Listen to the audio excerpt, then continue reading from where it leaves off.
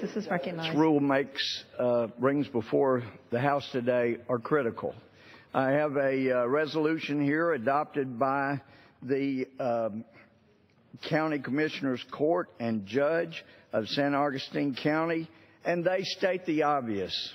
Be it resolved that San Augustine County strongly opposes the proposed new rule to define waters of the United States, in that it increases the need for burdensome and costly permitting requirements, infringes on private property rights, and circumvents the legislative process, thus the will of the people. Be it further resolved that not federal agencies make the laws, and therefore any such change in jurisdictional power of the federal government should only occur as a result of the passage of federal legislation. We have a power grab in this administration. It goes on and on. That's why it is so critical to take up this bill to rein in the EPA in this effort at an oligarchy or actually a monarchy where we just have rules spoken into law or breathed into law in bureaucratic back rooms, taking private property rights away. This needs to be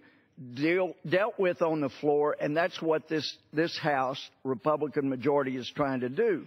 Now, when it comes to the Taliban 5, it was very clear from the GAO conclusion that, quote, when DOD failed to notify specified congressional committees at least 30 days in advance of its transfer of Guantanamo Bay detainees to Qatar, DOD used appropriated funds in violation of Section 8111 of the law. And that law goes on, in part, says that none of the funds appropriated or otherwise made available in the Act may be used to transfer any individuals detained at the United States Naval Station, Guantanamo Bay.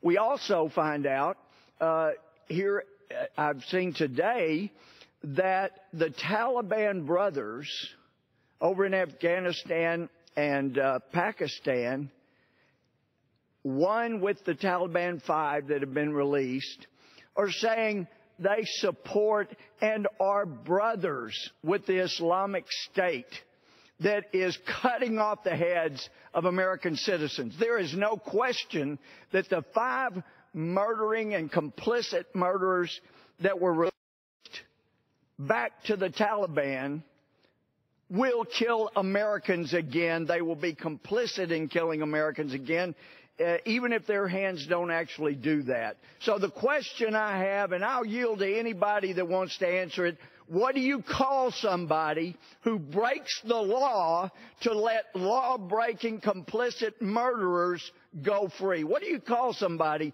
that breaks the law to release murderers?